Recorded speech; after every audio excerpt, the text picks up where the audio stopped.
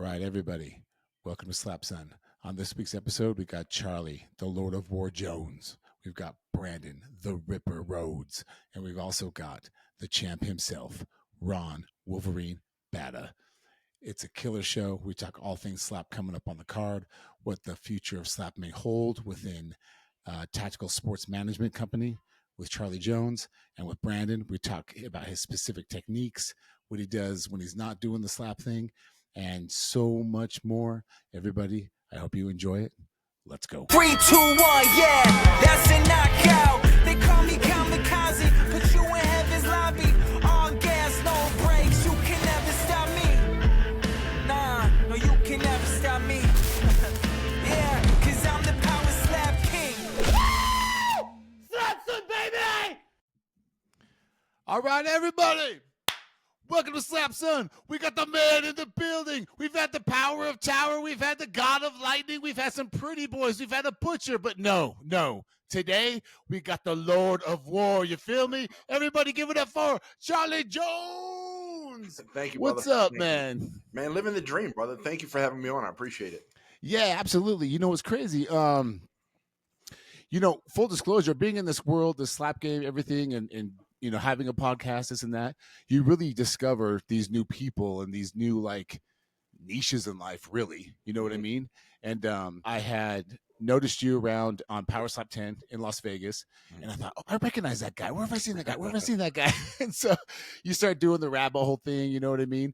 And come to find out, we were fortunate enough to connect, we were interacting, and I just want to thank you for coming on the show, and we're happy to have you, man. No, man, I appreciate it. Anytime. So I want to, before we get into some of the PowerSlap stuff, which I'm dying to ask, who's this? If you don't mind me asking, is that your boy that's playing basketball? Yeah, so I got 3 kids. But my youngest is 14. He is a shooting guard for Spalding out here, so I'm super proud of him. Wow, that's crazy. He's got the look too, man. He's got the hair and everything. Oh yeah. I other than here, I probably wouldn't announce it anywhere else. Although everybody's going to hear it. He dunked on me the other day, and I'm not too happy about it. And I'm 6'3", so he dunked on me. So does he have the height as well, or has he got that jump? He's 6'1" right now, but he'll be taller than me for sure. Oh my gosh. So dude, I played ball growing up, and I dunked for the first time. I'm 6 foot. I dunked for the first time, man, when I was 21 years old. It took that long. Yeah, I can't. My back doesn't allow me to get that high anymore. So I feel you. Well, hey, real quick, just a business history, and then I want to talk about this management company that you formed. Looking online, it sounds. I mean, you're in a lot of stuff, but I'm a military brat, right? My dad was in the military. My cousins, uncles, everything. So you did catch my eye with the ammo stuff. How did you get into that? Was it on purpose? And how's that going? It's crazy, man. So long story short, I retired from police department in 2012. I retired early, got into government contracting, didn't really like it too much. I had a friend that was well off, started an ammunition company, called me and said, listen, man, I don't know what I'm doing. I can't sell this stuff. And I'm literally the king of selling anything. You put me in the room, you're buying whatever I'm selling. So yeah, what I did was I took the money I had saved, drove, flew, got to know everybody, and I figured out they needed products. It just wasn't something I had. So I said, if you're going to buy something, it's going to be for me. And 13 years later now, I supply any retailer you name and any manufacturer that you name. I supply them with components and finished ammo. Do you manufacture your own components, or it's just all wholesale trade? Wholesale trade, yeah. We import from all over the place, numerous countries, as well as the U.S. We do some domestic stuff. Wow, that is so fascinating, man. That's cool. Yeah. So when it comes to the government stuff, is that straight up bidding process, or do they just contact you now? I don't do any direct contracting because, for lack of better words, I hate financing the government. Anytime they want products, they want to get 45 to 60-day terms, and they're a $1 trillion company. I'm not going to finance them. So facts. If you're a company and you want something, I'll give you pricing. You can bid on it. Dude, very cool. Do you ever get into, is it just ammo? Do you get into the handguns at all? I know you've had some giveaways with some pretty sick handguns. Yeah, we do weapons here as well. Here in Maryland, we've got 6,000 square feet. We're the largest 2A walkthrough warehouse on the East Coast. We open up one day a month to the people, which is a Saturday, for people to come in and buy wholesale everything. Wow, I got to get out there, man. I'll have to rent a truck and drive out to Maryland, dude. That's very cool. Well, a big reason why I wanted to have you on. Thanks for sharing that, by the way. when we have more time, we can dive in more. Quick history on me. Dude, I failed so much, but I've had like 3 successes. And so I know what it's like to grind and go through all that every day, even with things maybe you're not too familiar with, but that's bringing in the money. So you get familiar with it and you just keep going, you're going. And eventually sold a couple companies, and one funded my wife's high-end salon, who is just doing, she's a real entrepreneur, man. She's just kicking ass and taking names. And then I started a water company with what was left over. And you soon find out that water game is very cash heavy, my guy. So I respect what you're doing. Thank you. Fast forward to now, talking with Raiden specifically. It sounds like you started like a management company for PowerSlap specifically. Dude, what is that? What's going on? It's kind of crazy. So, as part of the businesses too, and not to talk your ear off or the listeners' ear off, I have a production company in Westlake Village, California too. We do TV production, movie, anything and everything, right? So, right now I have a current documentary. I can't talk too much about it, but I'm filming a current documentary. So, in that, I was in Vegas for UFC as well as PowerSlap. And I went out there with my 2 attorneys who were just crazy, crazy guys, the best attorneys out there. And talking to a lot of PowerSlap guys, kind of networking, they told me, they being my lawyers, said, we need to start a company. These guys are not represented well. And I said, well, give me a little while to think about it. And 20 minutes later, I'm like, okay, let's do it. 20 minutes later.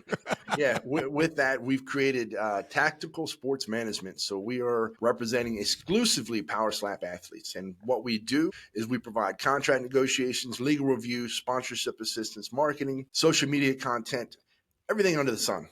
We just make sure these guys are taken care of. And wow, that's amazing. I can say this from, we've been pretty, no pun intended, we've been chin deep in this since June. And all the rumblings you hear, and right now it's kind of the Wild West for sure. And I can validate that, man. They need entities, people that can actually show them what to do. As crazy as it sounds, some of these guys don't even know what DocuSign is. They just know that, hey, this can get me something, and they see these UFC fighters or boxers, whatever is their intrigue. But a lot of them, and this is from the heart, this is real. A lot of them really do have nothing. They come from nothing, and PowerSlap is their vehicle. And we're in the middle of telling some of those stories, and I commend you, man, because if you can level up their knowledge of how this kind of works, don't just go out there and get a free T-shirt and you're locked in for a year, stuff like that. Exactly. And that's the point of this, right? Myself and my lawyers and my partners, we're okay. So for us, not to sound cliche, it's not about the money. For me, it's about making sure these guys get themselves set up in the correct way, knowing that the fight contracts are going to be won, but the advantages that they have that I don't have, me being in my 40s, when I was playing football and all, we didn't have NIL deals. We didn't have sponsorships. They do. Instagram, TikTok is so huge that you have a career just for being an athlete. And that's something that we're trying to impress upon them. No, I love that. It is absolutely fascinating to me. So I'm in my 40s as well, early 40s, and I was a redshirt on the basketball team at the community college, right? Worst semester of my life. I figured, I'm not going to go pro, whatever, and found other avenues. But now, if these strikers can realize you can be an, quote unquote athlete, not the man, just an athlete, you can make some money, son. Like, you can get out there and get some deals done. And for someone to enlighten them to that and remind them, because consistency, I believe, is really real with these guys. Sure. They get the adrenaline rush, and then when that goes away, that's when they need to learn from guys like you. No. We still got to wake up, man. We still got to make the post. That's huge, man. I really commend it. That's crazy. No, thank you. I mean, the biggest thing, speaking about Raiden specifically, we have a couple athletes now. Raiden was our first. I'm signing 2 today, actually, when we get off here. But telling him and reminding him that, and really just letting him know he is a business. A lot of these guys, and people don't know this in general, when you're an athlete it doesn't matter who it is, PowerSlap, UFC, you can go through the gambit of names. At that point, you're a business. You're at 1099. You're a business. So you need to take advantage of that and do it in the correct way. And just like you said, post at the right times and make sure that your content is something that's not only engaging, but it's educating people on what you're doing and who you are. And that's how you get the business. I believe I'm a big proponent of giving without expectation, which is one of the reasons we started this company. So give out information, tell people, share people, show up, sign autographs, do whatever, but get your name out there and everything will come back to you tenfold. Yeah, man, I love that so much because you can literally see the difference in some of these guys where they realize, the grind is real. And they're not even, I mean, and no offense to them, it's not like they're on the road in the NBA or NFL or, something like that, but the grind is real. You got to go on podcasts that have no name to them whatsoever. They have 2 followers. You got to show up and put on a Santa suit and shake hands with the kids, stuff like that. Like that's real. But to be at the beginning of it and show that, man, that is such good juju or karma to come back, not only to you but to them as well, to show other fighters this is a good way to go. I appreciate it. And it's similar to what you're doing, just putting people's names out there as well as your own, and just showing people the back end, like what you were doing with Luke and a lot of other guys talk highly of you. It's that's what makes the difference. That's what really makes the difference. So I appreciate you as well, man. I know that means a lot, man. When my boy had the idea to start the podcast, I was like, sure, let's do it, thinking we get a couple guys. And then I was like, I really did. It's cliche, but the sport's amazing, especially live. If you haven't seen it live, you're out of your mind. You don't get it. You don't understand it. And there's a billion PowerSlap fans in the closet, like there were a billion UFC fans in the closet in 2006. But once it's okay publicly to come out of that closet, we'll see. But I really do. I really do care about these guys. Their stories are crazy. Raiden in particular. From homeless to this, I mean, forget about how the guy's living currently. He was homeless to this, and he's got tools to make it happen. And so no, I really appreciate that, man. Is the goal to, be the Scott Boras of PowerSlap? Is it just to pick people specifically, like, or is it just literally to sort of show these guys the ropes? What's the goal with it all? So the goal is to 100%, actually 150%, not make it about me at all. I'm taking on everybody. I don't care if you're just starting out or if you're the champ or whoever. We're all on a level playing field, right? It's just to educate these guys and connect them to my network. My biggest saying, and I tell people this all the time, is my network is my net worth. And if I can just connect those guys to other people that know me and I know them and vice versa, and that helps them, so be it. Again, it boggles people's minds a lot of time when I say I do this not for the money, because to be honest with you, money comes and goes. The network is what feeds me. It feeds my soul. So to answer your question, we are talking with everybody. Now, when I say everybody, I mean everybody. With the exception, with any management company, with any kind of business, you're going to run into people that their values just don't align, right? So sure, I haven't met them yet, but I'm sure I will. So that aside, everybody's welcome, and we're helping and working with everybody. Dude, that's great. I got to ask, are there any rule sets that you got to look out for when you're starting a company like this, or is it just like anything else? You get the license, you do the thing, and then you just kind of feel your way. Have you had experience in sports management before? I have. I've invested in other companies. I haven't specifically been involved other than on a mentor level. So it's the same as anything else. You get your license. Insurance is very, very important because there's always liability in all this. And then it's just a matter of putting the right people around you and taking your time and not just going out and saying, hey, I've got a new company. I want you to go start pitching to people. We just started this. This will probably be a 5-year build. And what I mean by that is in 5 years, my goal is to have everybody and help everybody. So for now, it's just a lot of learning curves and just kind of educating people and showing them, because the truth is, in the sports management company, I'm an unknown. If you talk to me about ammo and guns or anything else, people kind of know who I am and I know them, right? But with the management company, I'm an unknown. So I'm getting a lot of, hey, I don't know. And again, there's no pressure sales here. I'm trying to help you. If you want to come back later, come on. Or what you're going to see is you're going to see how incredibly crazy I am when I put it in second gear, see the sponsorships that happen and the networks that happen and the fights that happen. And you're going to say, wow, I should have talked to him. And I'm still going to be open to it. So that's where I'm at right now. I love that because, even me personally talking with some of the strikers and stuff, a lesson I've learned in life big time, and I mean big time, is you have to do enough and keep going so then they can't avoid you. Like, yes. It's not the same, but the concept's the same. we went after a company, competed with a company called Wet Brush. Everybody has this hairbrush. It's everywhere. And we started a company called bathpack.com. And we literally found everyone in China claims they're the manufacturer for everything, but you really have to pin it down and get to it. And so we did the work and did that. And, probably similar to what you're going through in the sense of people do kind of look at you funny, with this podcast, people have been looking at me funny since June, but it doesn't matter if it's hairbrushes, a podcast, or a management company.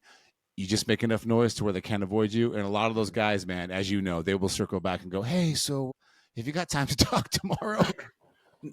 And that's how it happens, right? That's how we met. That's how Raiden and I met. That's how one of our newly signed fighters is Kaeli Kanakoa. He's fighting. Oh, hell yeah. You got the chief, son? Yeah, he's one of our athletes. Really good guy. He's fighting the 30th in Rida. So this is how it happens. It's just creating those networks and being unavoidable. I tell people all the time, I don't care about ever being known. I'd rather be in the room and you look over there and you say, who the hell is that guy and why is he here? But I know he's supposed to be there. I'd rather everybody else be in the spotlight. And that's my goal, to put everybody in the spotlight and me just help them. Yeah, that's the way to be. I mean, off the top of my head, I can't remember Mayweather's manager, but that guy was in every room and you never knew he existed till he fought Conor because Dana said his name like 5 times. Yeah. That's the way to go, man. That's a goal. When it comes to picking the fighter, we kind of talked about that, but do you sit down with them and interview them to get interest as far as when it comes to like sponsors, things like that? Or are you just like, hey, we're going to get you whatever we can right now and then build that up?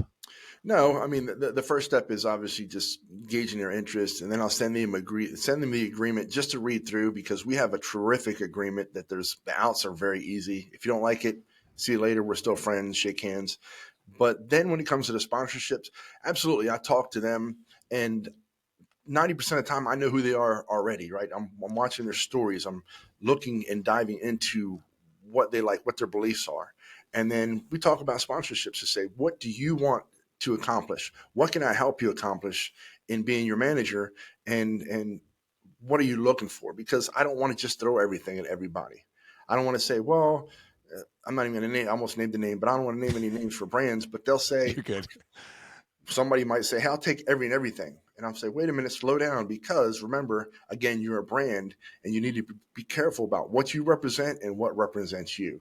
So I do it case by case basis. I talk to each athlete and I say, what would you like to be? What are you most interested in? You love shoes? Okay, I'll talk to X, Y, and Z and see what we can do. I love that, dude. It's funny, while you were saying that, I was thinking of Chief, and you know what would be great for him, man, is some like no bullshit, some like meditation app. He's so zen and so about lifting up your karma. That'd be, I don't know, it's just kind of a thought. Yeah, I mean his family member Pono too is awesome. He's great. He's awesome. So they have he's got a great balance, a great energy about him. He's quietly crazy, like a lot of us, in a good way. I mean, he puts it in second gear and goes. So I'm super happy to have him on board. No, and just as an offshoot, Pono and I, we've gotten pretty tight. Him and his wife, both of our wives clicked and things like that, and so we stay in touch quite a bit. We're going to start doing some reaction videos to the cards that he's not on, and kind of do different episodes that way. But I bring him up because him and his wife, they speak very highly of you, man. They're big fans for sure. Yeah, his wife is awesome. That's his manager. I mean, listen, happy wife, happy life. She's great. She's been in this business forever, for those of you guys that don't know. So we had some great conversations. I'm sure we're going to do a lot of business together, but he has a great team around him. Yeah, he really does. I can't wait to see what happens to him in the future. Are you headed out to Saudi Arabia or no? That's a tough question, because do I want to go? Absolutely. But I'll be at SHOT Show the 20th to the 24th. Then I need to head to actually Bare Knuckle in Philadelphia for another business venture with my partner, my really good friend, Marcus Deegan. We're going to go out there. I love Marcus, man. He's awesome. So we got some other things like stirring up in a pot. So I don't know. I might. Got it. I'm just gonna do like a live podcast, you know what I mean, and put it out there. I'm actually doing it with Petty Corner, Diana. It was her idea. We finally met up in Vegas, so we'll be involved that way. But eventually, man, what gets me excited is I know for a fact we will be the #1 podcast in this game, and I'll be able to get to go to more events and 100%. Outside the country, things like that. So yeah, we'll be involved too in our own way. Nice. March 7th, they got one coming up. I'd love to see you there in Vegas. Oh no, dude, 100%. In fact, it's funny. You just do stuff and see what works. Yeah. And when the last card in Vegas in December, we rented this big suite at Circa. All the strikers came up, and in your gut, you cope. Whoa, man! I hope some of these guys show, And Charlie, man, we crushed it. It was over 8 hours straight interviews, and we're doing that again. I already booked the room at Circa. Already booked the rooms at Fontainebleau, and absolutely, man. Let's not be shy. I'll be there, and we can definitely say what's up. Yeah, for sure, 100%. Well, hey, dude. I really just wanted to cover that. Get your name out there. Let people know, hey, this is just another option. And thank you so much for coming on, bro. Yeah, I mean, for sure. Listen, thank you so much. And for anybody watching, listening, if you're in PowerSlap or want to be in, send me a DM on Instagram, real_Lord of War. We will take care of you, I promise you. And once you're around the energy that we bring, you're not going to question your choice, I promise you. I love it. All right. Well, anywhere else people need to look you up or find you besides Instagram? That's it. You can get us on armedandsuccessful.com. Brands out for a while. We got shirts, hats. It's also my studio. So if you guys are looking to get commercials, anything, TV, movie, contact me. We'll take care of you. Okay. All right, man. Let's let this thing upload. All right, everybody. Welcome to Slap Son. We got the man in the building. You heard of Jack the Ripper? It'll be nothing. We got Brandon the Ripper Rhodes, baby. Season 2, he knocks him out. Now he's going for K. Ali, Kanako with the Chief. What are you doing? What are you doing? Watch this man. Everybody, give it up for Brandon Rhodes. You're getting too good at that. Too good at that. Thank you, man. Thank you. Well, everybody, Brandon may have just woke up. I pulled an all-nighter, so we're going to crack open a can and have some fun, baby. Oh, yeah. Oh, you got Rockstar? Yeah, baby. I'm rocking the strawberry lemonade today. I had to throw in an upper decky, fucking caffeine to wake up. Yeah. And hey, it's doing its job. I've heard of this company called Old School. Maybe they can hook me up with like 80 cases. You know what I mean? Yeah, I heard of them too. I don't know if they're new or if they've been around, but I've been seeing them a lot lately. We actually got to know them a little bit. Hold on, my feedback's huge. Yeah, they're new, but they're getting into the fight game a little bit. So yeah, man, they're good people. Yeah. They're good people. Heck yeah. So thanks for being here. Like I said, everybody, I literally was moving yesterday in the snow. It was nuts. So we kind of pulled all night. Brandon just woke up, so he was having a good time last night as well. Oh, yeah. But let's get to know this guy a little bit. So, Brandon, I like a lot of people who follow the sport. I got to know you on Road to the Title a little bit, right? But for everybody who might be new to the sport as we grow, and maybe for those that are fans of the sport but maybe not so into it, explain how you got on that show, and then kind of how'd you find Slap, dude? I'm always so curious the first time people come on. It's such a nichey, in your face, like what the hell kind of a sport. How'd you find it? Let's go through that a little bit. Yeah, so I used to see the highlights when PowerSlap was first a thing and it was exploding. I'd see the highlights on Instagram and stuff, and that was when I was like, this is crazy. Who the hell would ever do that? And then on YouTube one night, and I'm at work offshore, and I'm laying in my bunk room, and I see that they have the reality show, just like the Ultimate Fighter does with the UFC. And at this point, there was 2 seasons out. So I binge watched the first season. Then I binge watched the second season. And then I was like, you know what? This sport's early. I kind of just had a moment of clarity. Like, it's early. Clearly, it's popping. The first season had over 1 million views every single episode on YouTube. So I applied since it was so new. There's no leagues that they kind of pick from and be like, oh, you want to sign with PowerSlap. It was new and they had the reality show, so I put in an application, and they liked my background, my job, what I did. Luckily, they gave me a shot. There was like 60,000 applicants from what I remember. Dude, hold on, I didn't know that there were 60,000 people. Yeah, that's what we were told when we got to the show. So. Holy moly! And only 24 got to the house. I think there was like 50 people total because of the alternates, but 24 initially got into the house. So. Pretty crazy. What was about, you said they liked your job. What was it about your job that they were like, oh, this guy might be a good fit? Did they give you that detail? Blue collar work, work offshore, lifting heavy equipment, working 84 hours a week for a month straight. Shit. Yeah, I'll do that for a month straight, and then come home for 2 weeks, rest up. Well, I'll do it all over again. I think they like that blue collar mindset, and just the job itself. When you say offshore, was it like oil shit or? Yeah. So I transport oil, but I work in the Gulf of Mexico. Yeah, so we transport port to port and transport a lot of oil. That's crazy. Are you actually, you're just the transportation of it? You're not drilling or doing anything like that? Yeah. So we don't do any of the drilling. It comes in big equipment called barges, and my job is to build the barges together, and we hook our boat up to it. The building the barges is the hard part. That's when you got to carry all these heavy wires, connect the barges together, because obviously there's ways you don't want them to split up or break. So doing that, and then we transport it from point A to point B, and after a customer buys it. Yo, is that that feels like a lot of pressure, man. Is that nerve wracking knowing what you're transporting? Yeah, it is, because it's very expensive, product, and on top of that, it's also a pretty dangerous job. So it's always pretty nerve wracking when I'm out there, but I do my best to stay safe. Dude, that's awesome. It's funny. I grew up in construction, nothing like that, but it was unique construction. We weren't building houses or framing or anything like that. It was like stadium seating, bleachers. So like in high schools and like raceways, things like that. And I love it when people have experiences like yours and, coming up a little bit different as far as work, because you can look around the room. Like whenever I go to a baseball game, bro, I'm like, yeah, someone had to put these bitches in. Someone had to put these seats in. Exactly. And you probably go to the gas station like, yeah, you have no idea. Yeah, right. Yeah. That's how it is. So they saw that background. Blue collar background, and for whatever reason, we're not complaining. Obviously, you beat out 60,000 applicants. Yeah. Now you're on the show. Is your brain kind of fried? Are you just excited? Like, what's going on, man? I was very excited because I was at work when Erica called me from PowerSlap, and I had just started my month hitch, but she let me know like, hey, this is when the show starts and it's filming, and it was literally 3 days after I fly back home from work.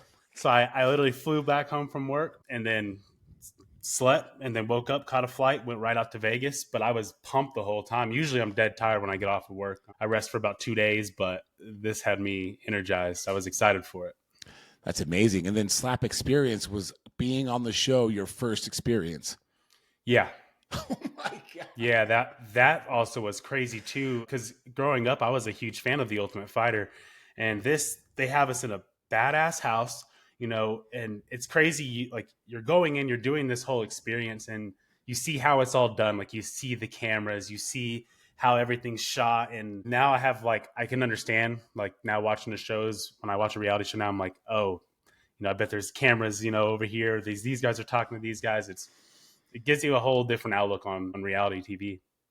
How quick before you don't pay attention to the cameras and stuff? Or do you always notice that they're around? Initially, it's like the only thing I could focus on was the people, the cameras. But after, honestly, the first day, they do a pretty good job at staying out of it to let things cook up naturally. So the only crazy thing is if something like a fight's going down, right, you start seeing more people start coming in and with equipment and just kind of getting the situation. But other than that, I didn't really notice them. They did a pretty good job at staying, low key. Yeah, that's funny. That's what I would think about if I was on a reality show or whatever. Number one, how much are they in your space? Like, can you take a shower? You know what I mean? Like all that kind of stuff. And then number two, just getting used to it. So, but that's crazy, man. It sounds like you adapted pretty quick. Yeah. Because it was something that I was excited to do. I think that's what it was. Sure. I wasn't more nervous about it.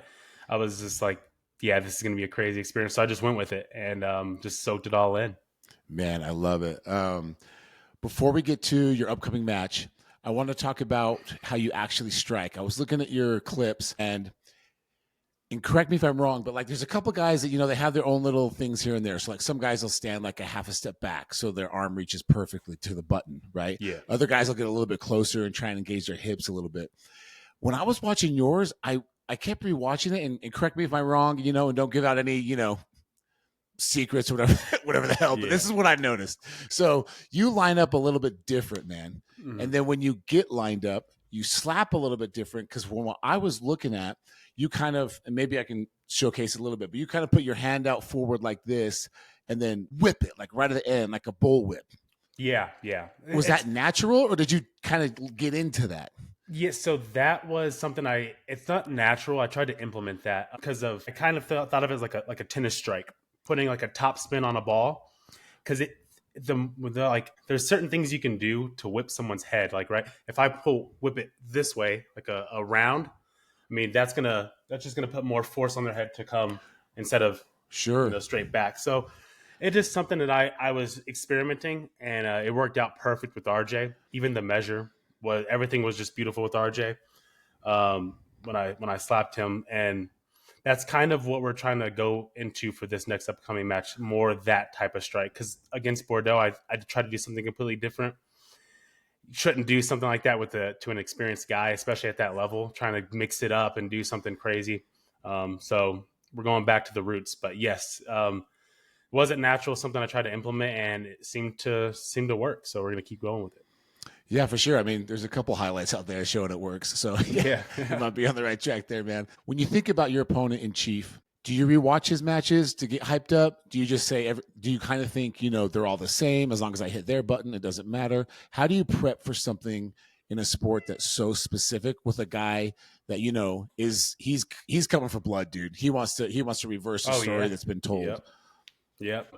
With him, it's kind of sucks because he's kind of like me. There's not much film to watch. Like I think we've had the same amount of matches, but we both are we put two guys out in the first, and he's taken one slap and I've taken two slaps.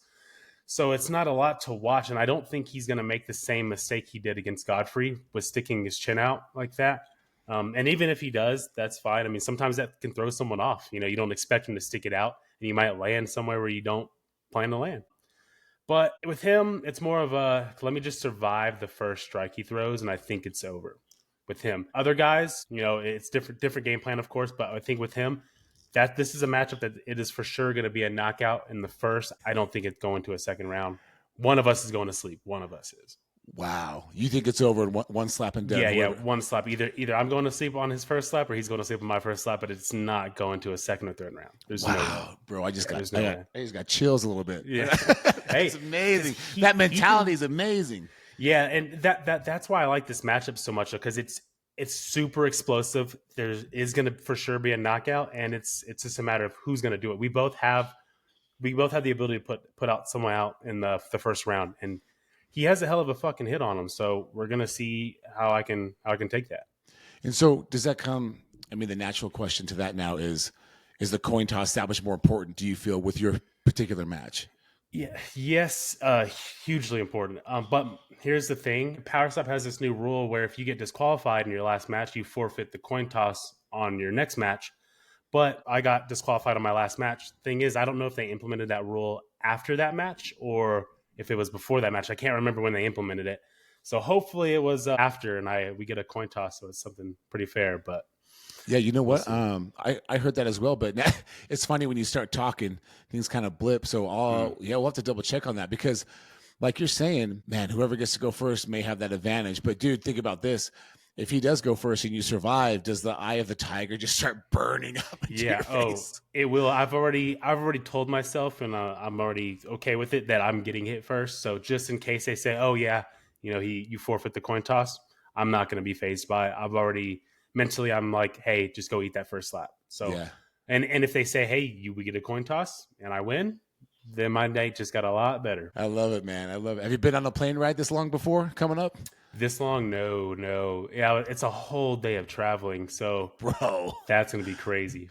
Everybody I've talked to is just like, yeah, going to try and fall asleep, watch some movies, but no one's looking forward to the plane ride, dude. Yeah, nope. I think it's like 14 or 16 hours, something like that. I have two of them. I don't have a nonstop there, so I have a split flight. But yeah, it's going to be a whole day worth of traveling. Damn, dude. With your job, though, you said you were Gulf of Mexico. Have you ever made it out to the Middle East, Saudi Arabia, anytime? No, never. I've always wanted to work for a company that'll go out there. But thing is, with those, you have to be away for like 6 months minimum. They keep you away. And I can do it personally, but when you got a girlfriend and a cat, it's hard to be away that long. A month is kind of pushing it for me. So. Yeah, no, I definitely get that. Yeah, it's watching Slap and being a fan of it and seeing them go to the Middle East. It really has changed my mentality. I mean, look, dude, I'll be honest, like growing up seeing the news, this and that, it kind of forms your opinion. Yeah. And in a weird way, Slap has changed that opinion. There are these gorgeous, clean cities. Now, granted, rules are different for different genders, and there's things you don't fuck around with still. But I like that the sport is showcasing the globe actually, and you guys get to experience that. That's pretty cool. Yeah, I did the same thing that you just said is what went through my head when I found out about Saudi Arabia. I was like, at first I was like, oh, I don't want to go there. And then I saw some videos of what they did with the UFC over there in Saudi Arabia, exactly where we're going. I was like, dude, this looks insane. Like it's a whole different world than I would have thought over there. Of course, like you said, the laws are different, but it looks beautiful over there, and I can't wait to go and explore. Do they give you time to actually get out and move around, or is it just media match, go home? They give you some time. Like, they're flying me out 6 days before my match. So I think like in Vegas, they do the same. They flew me out 5 days before. Of course, we have media the first day. I think media the second day too. And then our third day that we're there, we just explore. Fourth day, we can explore too. So we get about 2 days of just kind of do whatever you want. Dude, that's not bad. I mean, yeah, that gives you some time for sure. Well, and then you got the after parties, at least in Vegas. I don't know if there's going to be one in Saudi Arabia, but in Vegas, you got the after party too. So I view that as like a free, that's a nice little get out. You get to be around celebrities. You're all in a room together, drinking, having fun. That's a crazy experience that money doesn't buy either. And I tell people, they're like, why do you PowerSlap? I'm like, for one, it's fun. But two, there's the after parties are something that like a normal person like me, I would never, ever get to experience something like that. Being next to Cam Newton and the FaZe clan, and like we're in a room just gambling and drinking. Like that stuff's crazy. No, it's funny. We, first of all, I completely agree. And I've learned each time. So we went to PowerSlap 8, me and my boy, and that's what got us chin deep in all this shit. Because we saw it live. Because I'm a huge MMA nerd. My first fight was Liddell Couture 3. So we're talking. Oh, yeah. That's, bro. Those are some prime days, though. For a few years, it was a problem. Like I could have been on ESPN, no problem, and ripped off any facts or whatever. But to validate what you're saying, we went to the first one, got hooked, loved it. He's like, we should start a podcast. And so, here we are. Yeah. But I didn't know our first after party was the last one that took place in Vegas. So we kind of, that Las Vegas event really made me feel like, okay, we have a podcast. Meaning, we went out there, we interviewed everybody, had a cool setup. I saw that. Yeah, that's bro. Fucking awesome. You're going to have to come out for sure. It was so much fun. But we learned that when the fights are over, just go to the after party. Yeah. Because what happened was the fights got over, and it was for a good reason. My boys wanted to say hi to Crazy, and he said he'd come around and give him a high five and stuff. But by the time we got there, a bunch of people left that were like people I would want to see, like Theo Vaughn. He had bounced, and I wish my kids could go with me because I didn't know anybody by the time I got there. It was all YouTubers and TikTokers and all this stuff, man. Bro, I talked to Bryce Hall because I know him from Bare Knuckle Fighting. But my dumb ass didn't know he had 30 million followers on TikTok. Like, I didn't know. Oh, you know? He came up from, from TikTok, or I think it was TikTok. Yeah, either way, he came up on that. Yeah. Dude, that's crazy. Just to validate what you're saying, normal guys like you and I, we don't get that opportunity. Yeah, man. No, and they give that to you. Exactly. And then, Dana's there too. And sometimes Dana gambles, right? So sometimes he'll have just chips and he'll just give them out to you. And it's like, here's a bonus. I'm like, oh shit, okay. Dude, I got the craziest story about that. So obviously I wanted to get a photo with Dana, and he's in that there's like the big high roller room, and they have like a private room within that, right? Yeah. Dude, he literally won $1 million.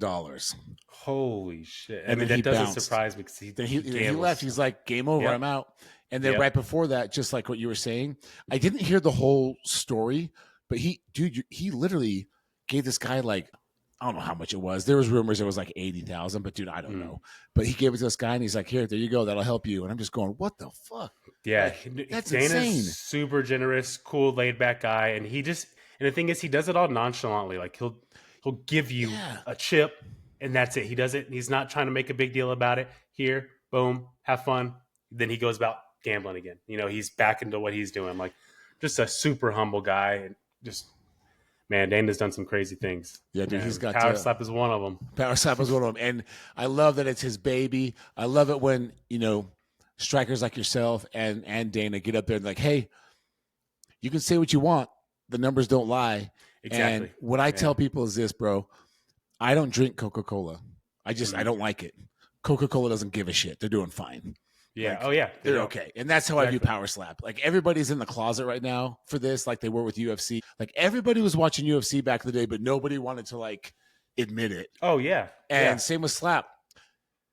No one's watching it. No, you're just not admitting you're watching it. Yeah. Oh no. Here's the thing. You're watching it. You're just hating on it. But even then, you're still counting as a view, which is what funds PowerSlap in a sense, because we're funded by sponsorships. You got Happy Dad, 10X, like you have all those sponsorships paying to be sponsored on PowerSlap because it gets so many views. Like that's just what it is. And even the reality show for the third season that I did, because the first season apparently it failed when it was streamed on. I forgot what streaming service was doing that. TBS or something. TBS, yeah. And the numbers weren't good on TBS, but when it released to YouTube, it was getting over a million views an episode. So that's why they didn't want to renew with PowerSlap.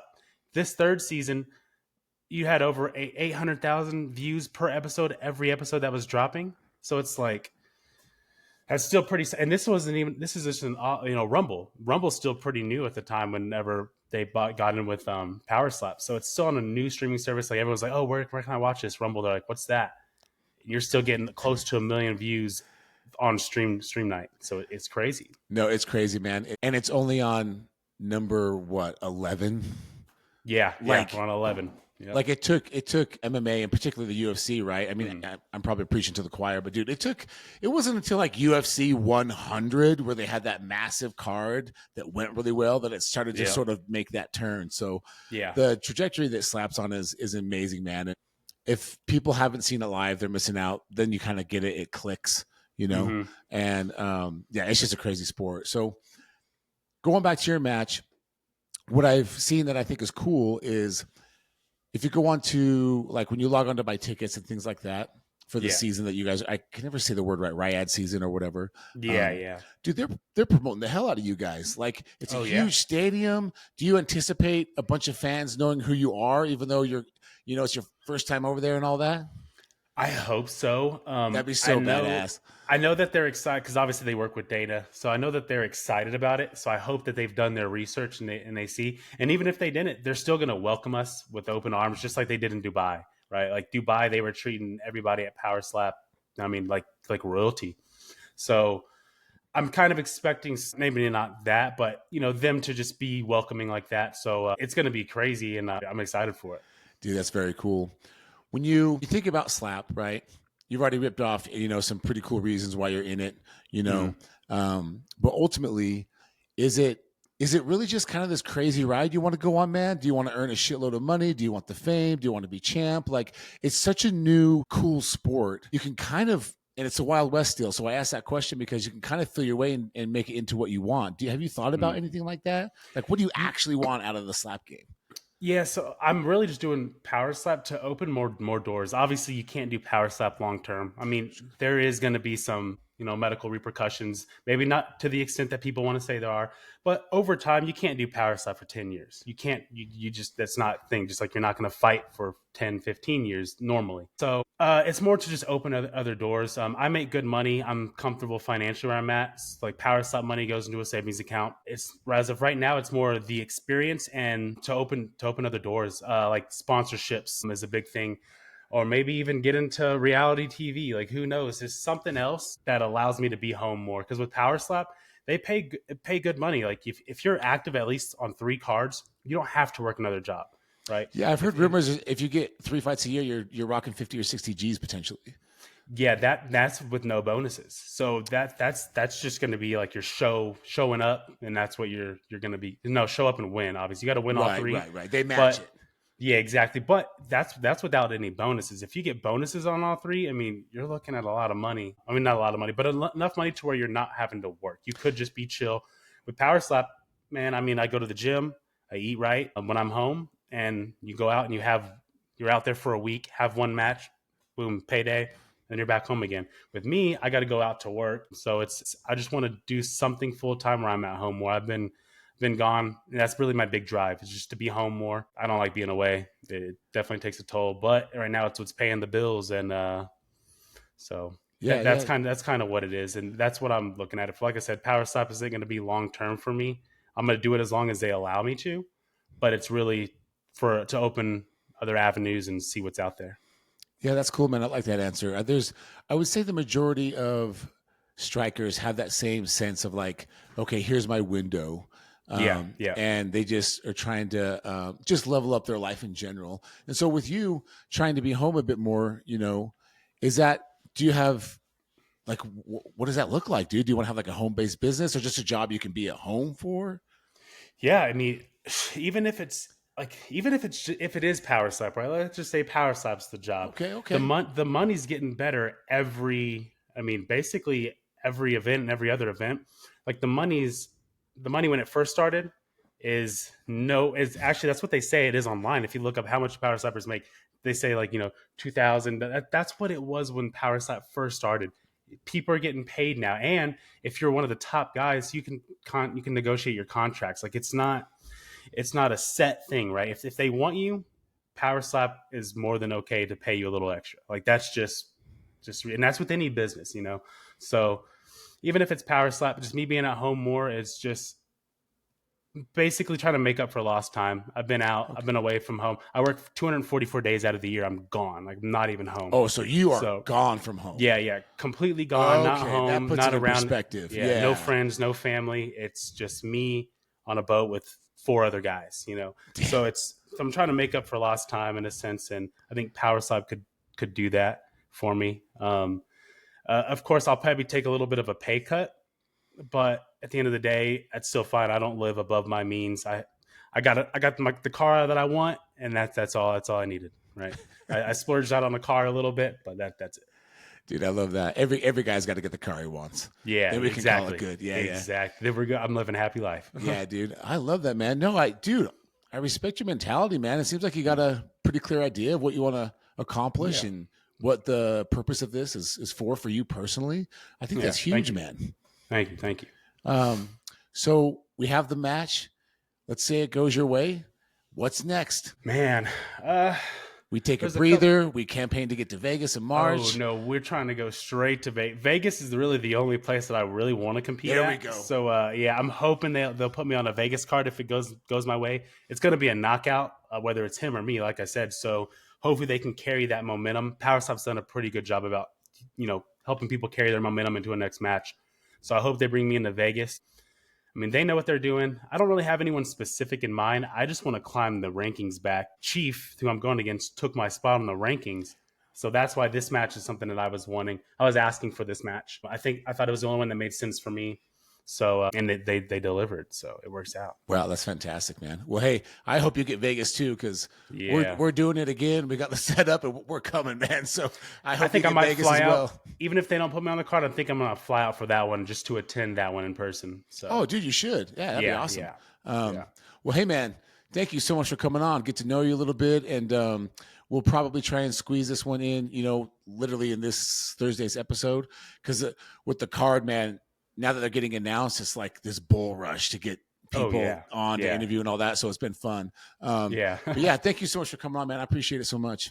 Yeah, no problem, Joe. Thank you for having me, man. Thank you for having me. Okay, let's let this thing upload. 1 sec. All right. All right, everybody. Welcome to Slap Son. We got the man in the building. Forget about Batman. Forget about that duck guy. Forget about the Penguin. Forget about Mr. Freeze. Forget about the Joker. Forget about all those cops that say they're here to help the superheroes when they don't do shit. Deadpool, look out. You're about to die. Everybody, oh shit. Everybody, give it up for Wolverine. How's it going, bud? Dude? It's going. Good. Dude, let me, I got too excited, brother. I smacked my microphone. What's going on? I'll scoot this way. Man, all right, that was awesome. Thanks for being here, my guy. Yes, sir.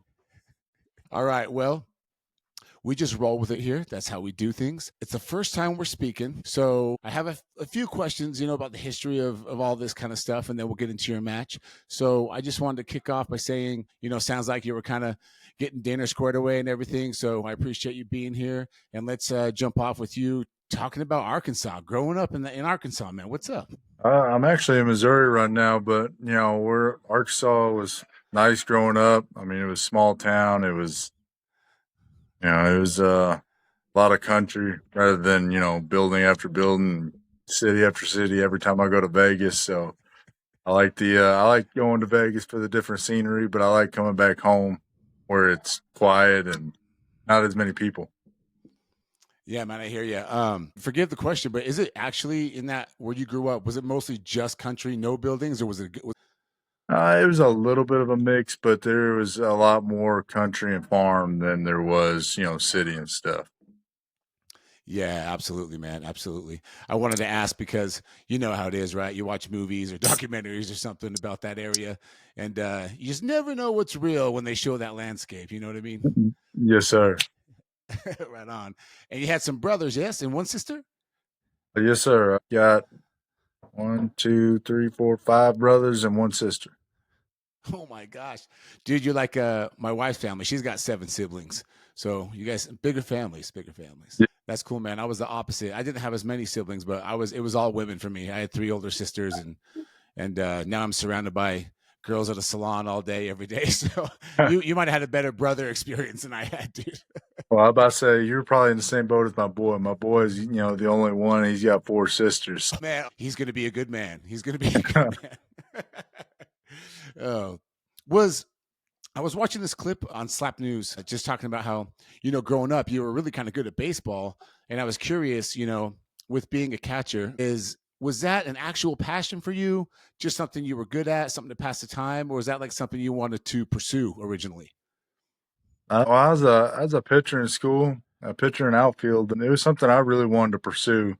And I was told I was, good enough for it, but I didn't really care for school too much. So I was about 16. I dropped out, started roofing, and I realized I made a lot of money doing that. So I didn't figure I needed school. So I put that passion aside for money. And then I discovered MMA when I was about 18 and got back into just a different sport, but still revolved my life around sports even when I was younger. Yo, that's great. And hey, man, the cojones on you to do that and pursue something to earn some money. We got to do it one day, right? It's not bad. You got to start on it. You know what I'm saying? When I got out of high school, my dad had a construction company, and similar thing. I mean, I'm preaching to the choir here, but yeah, you can go get one of those labor jobs, construction jobs, and you're making serious bank before you're even 20. It's not such a bad gig. Oh, it's really not. It's bad now. I started roofing a little bit over the summer, and I realize I'm getting old now. But when I was younger, yeah, it was an easy job, easy money. I dig it, dude. I dig it. So when you're up there doing that job, eventually, like you said, MMA happened, all that stuff, and you had quite a few fights. It sounds like as well, like 30, 31. Yeah, I had 28 MMA fights and 2 K1 fights. I originally, the CEO of Slap Fight Championship, JT Tilley, he was the guy that I got involved with. But I was originally thought I was going to sign up to box. And I showed up that night, and he said they do MMA fights. And, he allowed me to get on the card. And, me and him still laugh about it. But I took a 5-minute ass whooping. I mean, I think I hit the guy like twice. I didn't know what the hell I was doing in there. Dude, so you showed up thinking it was boxing, and the guy goes, "No, man, it's MMA. Sorry." Yep, I was wanting to box, and it was MMA fights. Dude, you are a savage, man. That's amazing. So I can't imagine showing up to a golf tournament and they go, "Hey, no, man, this is a home run derby. Get your bat out." Well, I mean, the venue had always been known for putting on boxing shows and everything, so I knew there was going to be a show there over the weekend. I finally turned 18, so I went up there, and yeah, it ended up being JT who I met, and he said, "No, they do MMA fights now." So I changed from boxing to MMA, and I was like, "Yeah, I'll be more than happy to fight," and yeah, that was a terrible choice that night. Well, not you're a real man, because I know most quote unquote real men would have been, oh my ankle hurts. I got to go back to the crib. I got to go home.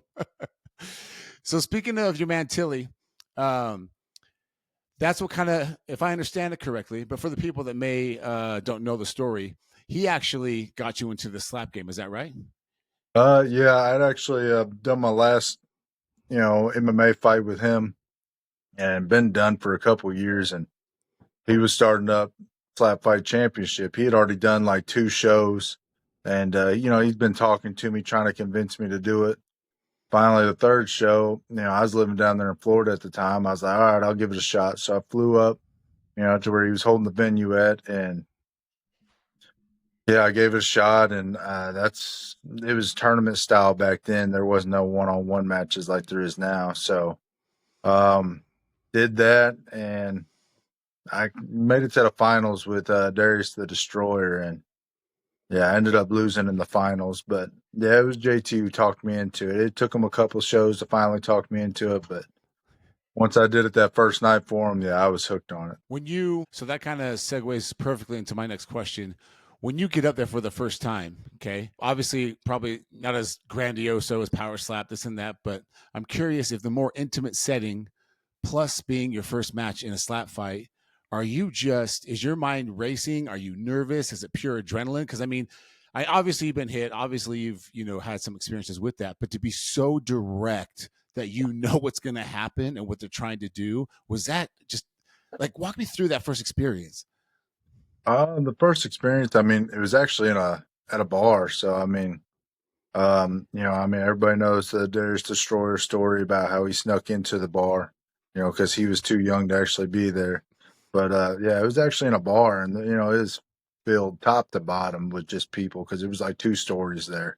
And so, I mean, the excitement about having fans cheer and, and boo and everything that was there. I was a little bit nervous not knowing obviously I knew I was about to be hit, but not knowing what it was going to be like to just stand there and take a hit rather than try to dance around and avoid getting hit. And then adrenaline. I mean, I'd spent a couple years away from MMA.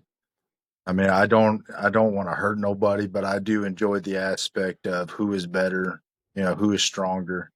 So adrenaline kicked in for me there, and I went against Rocky for my first one, and I think he's still with Slap Fight Championship, but went with Rocky for my first one, and yeah, I was bad off the rules, still not moving the feet. I was still used to pivoting when you're throwing that hook, and luckily I didn't flinch. I knew better not to do that, so I mean, I just kept my eyes shut. But yeah, it was. It was excitement and adrenaline. I mean, I actually enjoyed it. I mean, that first match with Rocky got it going and kind of put a big head on me. I thought I could take all that easily, and win it with no problem. And later that night, I ended up getting the best of me. So, but it was a good night. That's so wild, man. That's so wild. So for you, it wasn't really so much nerves or anything. It was more about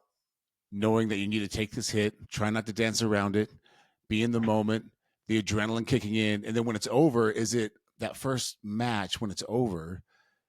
Do you have this come down, or does the adrenaline turn into a high afterwards? After the first match, that adrenaline turned into a high, especially whenever I got the victory. I mean, it was, it's, it was great to have that first win, first time I ever did it. So, I mean, it was a high for me, but I mean, I wouldn't lie. I mean, I ain't gonna lie and say I wasn't nervous. I mean, I didn't want to get up there and make an ass out of myself first time I did it. And then, I sort of did, but it was fun. It was great. I mean, I had a bunch of people cheering for me, after that first match, screaming Wolverine, I mean, it brought my old days with MMA back, and it kept me pushing for the rest of the night. I love that, man. I love that. I really do respect getting up there and doing it. I was hanging out with Luke Simons the other day, and just for fun, I was like, okay, line up with me, look me in the eye, just like you would another opponent, a striker. don't don't slap me, but just give me the feel. And I have never. I think people need to understand, especially with these big matchups like you and Kathy coming up in Saudi Arabia. They need to understand how intense it is. I mean, someone's looking you dead in your eye, and you know what's coming. You can't move, and Yeah. just doing that with Luke, I got to tell you, man, I respect you guys that much more because I wasn't. I mean, we were just goofing, but you could see it switch, and so I wanted to ask you, having experienced that and listened to you talk about that first match and how that's going on. Since that first match, you've had great successes. We've switched weight classes. We've had more successes. Do you still feel when you line up and you're looking them in the eye, your opponent, do you still feel as confident as ever? Or when they look back at you, does that level the playing field emotionally, if that makes sense? I don't feel the way I used to do it. I mean, I I feel like I've slipped a bit, as I've gotten older and done this more and more. Um, Sure. so I don't feel the confidence still there. So I mean, that part's not gone. It's the ability to keep up. I mean, like with Luke or with all these new guys. I mean, they're all in their early 20s. I mean, most of them have done a few MMA fights, but and then they're moving over to PowerSlap or Slap Fight Championship. They haven't been hit nowhere near as many times as I've been hit. So I mean, they still got a chin on them. I mean, they're still at 100%. Whereas, I mean, I'm not old, but I'm not young either, and I've taken a lot of blows. So I feel like I've slipped a little on that aspect. But as far as the aspect of my confidence, no, I still feel 100% confident every time I step up. The only match I did not feel 100% confident would be that one back there with the bell. I've said in many interviews, the bell is by far the guy that I would place as the best to ever do this. Wow. But he's probably the one guy who actually took confidence away from me before the match even started. And he didn't do it by trash talking or nothing. He just did it by me watching him, seeing what he can do, and knowing that what was coming. Wow, that's great insight. Thanks for that. Yeah, he's an animal for sure. And his last Yeah. match with Dorian, I mean, that was a war, right? Yeah, It people need to was. put And some props to Dorian for taking all that. I mean, because I know I went to all 5 rounds with him, but he knocked me down in the 5th round. So I mean, props to Dorian for standing there through all that. And I ain't taking nothing away from Dorian either. I was just talking about my experience with the bell. So Yeah, no, 100%, man. Do you feel like people need to kind of put some respect on your name a little bit more, knowing that you've had these 20 plus round wars, you've been in the game a little bit, or, you know, do you think that you're getting the respect you deserve being a pioneer in the sport, is what I'm getting at? I do think so. I mean, especially whenever somebody new comes around and, I mean, they meet me. I mean, they've always been nice to me. They've always said how they've watched my videos for a few years now and watched my matches. So, I mean, I do feel like I get respect. So I'm not worried about it in that aspect. I think the only disrespect I get is from a couple individuals or people just trying to make a name for themselves or something like that when they're on camera. But off camera, I mean, yeah, I mean, everybody's nice to me. Everybody's respectful to me. I mean, they all, praise on everything I've done, and everybody still talks about that 27 round match with Darius. And yeah, I can't say anything bad about that subject. Yeah, I would agree. I think, just how they interact, with each other that I've seen behind the scenes, how the strikers interact with me myself. I would say yes, the vast majority are definitely respectful. So it's good to hear that they realize, somebody had to lay the stone so they could kind of walk up the hill a little easier. You know what I mean? Yeah. So let's talk the match coming up, man. It got postponed probably for the reason of they needed some big names for that Saudi card, which I think is a positive. Have you watched any footage on your boy? Do you have any feelings about it? Do you think it's just going to be a war, one and done? Like, what's your gut telling you, what's coming up in Saudi Arabia? That it's going to be a war. I mean, Vern's, hell, he's older than I am, and I don't even know. He's competing better than when he started originally, like on the first reality show. And I know he took a few losses in like PowerSlap 1 and PowerSlap 2. But it's like as soon as something happened, he just completely turned it around. And I mean, now he takes every shot with no problem. He's knocking people out left and right. So I think it's going to be a bit of a war. I mean, I don't plan on trying to go out, and losing. And I know he's not somebody that's just going to eat one and be done. So I think it's going to be a back and forth for a while. And I mean, same thing I said in a previous interview. I mean, if I think that's his second shot, because every footage I've watched, his first shot he uses to line up, make sure he's perfect, right on. His second shot is always the money, always the knockout, everything else. So I mean, if I take his second shot and I can go through with it, then I think I can get through all 5 if it needs to be. I don't want it to go all 5 with Byrne. I've said it before, especially in light heavyweight, he hits the hardest. I don't want to sit there and take that 5 rounds in a row. So I'd like to get it done, but it won't be in 1 or 2. That's really good insight, man. I feel that's real. There's a lot of footage of the slap game and power slap, but it really is still so young. It takes a man to really look at the details to come up with a game plan like that, to realize, hey, no, he's just lining up that first one. So the next time it's going to be where he wants it. So do you feel in that case the coin toss is even more important? So you can go first and kind of get him off his game a little bit? Honestly, I mean, to me, I know that's a big topic, the coin toss, but to me, I mean, with Power Slap, I'm where I'm at, and I've never won a coin toss. So I'm, about to go out for my sixth Power Slap. About to go out for my sixth Power Slap match, and I'm 0 for 5 in coin toss. Hell, I wish we could gamble for one, and I wish the coin toss was a gamble because I would bet against me to win it, with everything I had. But I love that, man. I love that honesty.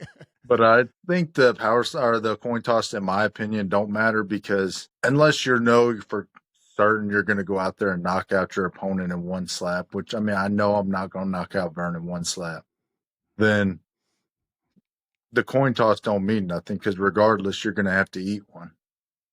I mean, so whether I eat it first or second, I still got to eat a slap from them. Yeah, you know what? That's probably the best mentality. Just plan on it. So when it happens, you're not, your body and mental state is just the exact same. Go kill. Yeah, I think that's good. So the match comes up.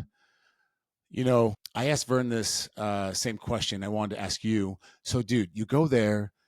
The crowd's there. Like in Saudi Arabia, the ratings are huge, as we all know. Like it's a big stage. So you go out there, you do your thing. You still have that strap. Is there anything you've thought about that you want to say on the mic, like call someone out or ask for something from the organization? I ask that because they're fighters that really take advantage of that mic moment because all eyes on them, and it can be a leverage in a good way. And so have you thought about what you might say on the mic when it's over and get something out there? Or yeah, I've got a couple things I've thought about. I haven't decided yet on it, but yeah, there's a few things I've thought about mentioning, but as far as calling anybody out, no. I mean, I still, and I just do what I do. I just thank everybody for the opportunity. I mean, because PowerSlap gave me the opportunity to travel around. They gave me the opportunity to make some good money. I mean, they take care of me. So, I mean, it's been a fun ride with them.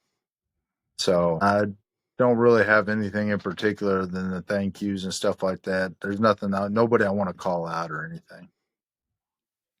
For you, it's just more about, like Kobe would say, job finished, next. Yeah, I mean, and I know that's not the way they look at it because they like the whole people that do PR, and, promote and everything else. But to me, I mean, it was a job. I came, I worked, I did my job, I got the W. All right, get my check, go home. But at least I feel different with this one. This one I'm not really feeling as a job. I'm feeling more like this is just fun. Maybe it's because of the travel. I don't know. This match feels differently for me. It's getting back to more when it was fun to do it rather than when it was a job to do it. Man, I love that. And maybe that fun attitude brings a calm clarity to where you may even perform. You might, exceed your expectations because you've got this new, just it doesn't feel like you're hectic at all, man. You're so chill. I dig it. Yeah, I feel confident. I mean, the only thing I'm not feeling confident about is that long plane ride. But other than that, I feel confident, and I'm feeling like I haven't done since first power slap or slap fight championship, where I'm just going to do it for fun. I'm not doing it for a check. I'm not doing it for a job. I'm gonna have fun with it. I want to say every interview since they announced the card that we've been lucky to have some guests on is they all talk about the plane ride, man. Nobody's looking forward to it at all. No, I mean, it's a long plane ride just to Vegas for me, like because they put you on connecting flights. Yeah, I'm not looking forward to this one at all. So, I mean, Well, at least the way they split it up this time, I mean, it's not a one. Originally, the first ride was going to be like a 13-hour flight. Now they split it up into like an 8 and a 5 hour. So, I mean, I do like that a little bit better, at least. yeah, I was gonna say it sounds better to have a little breakup so you can walk around and all that. But yeah, I guess either way you look at it, it's just kind of it's another job to get to the event. Yes, sir. Dude, I love it. Well, dude, thank you so much for coming on, man. Like, we're so excited about the card coming up. Honestly, we're huge fans in this house. We went to the first event we went to. The first event we went to was back in June of last year, and I mean, if you can't tell, we're chin deep in this shit, and we couldn't be more happy for it and excited for you, man, to just watch you do your thing, go out and perform, and yeah, just thanks for coming on. Yes, sir. Yeah, it's I mean, it's fun sport, especially when you actually go see it live rather than just on video. I mean, seeing it live is something else. Watching all that chalk fly, watching people and listening to everybody getting hit, rather than just watching a little 20-second clip of it, does it no justice. So, I 100% agree. There's a couple things I tell people because I tell people about what a fan I am of it and the podcast and all that, and they all get this look. You know the look because you've seen it, but it really is to me, man, like MMA. In 2005, 2006, there was a billion fans of MMA and UFC. They were still in the closet. You know what I mean? Like it wasn't. They couldn't come out. And slap is similar. People say, oh, they might find it a turn off or whatever, but they still watch sorry, it. bud. You know what I mean? Oh no, you're Yeah. fine, man. Is that your daughter? Yeah, one of them. She just lost the tooth. So, Oh, dude, no way. Let's say what's up, Elena. She already went away. Elena. She gone. Hey. Okay. Elena. You okay? It just fell. Just fell out? Yeah, it just fell. Just fell out? Okay. Elena. Hey. Well, There you go. Hi, nice to meet you. Man. Well, yeah, I just think once it's okay publicly for whatever reason to claim you're a fan, until then, you 100% have to see it live. It's a game changer. Oh yeah, I mean the sound, the atmosphere. I mean because I went to my first UFC event since joining PowerSlap, and yeah, I mean watching it on the TV compared to watching the professionals that are actually at that high caliber level to actually do it. It's just there's no comparison to watching it live and on TV. Yeah, absolutely, man. You can look. The ice cream looks good on those YouTube shorts, but it's much better when you're tasting it for real. Yes, sir.